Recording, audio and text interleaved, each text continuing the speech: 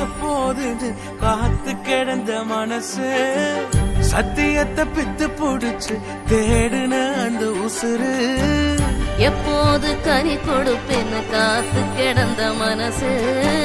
சத்தியத்தை பித்து புடிச்சு தேடுன அந்த உசுறு நான் ஜெபிச்ச ஜெபமெல்லாம் வீணா போகவில்லை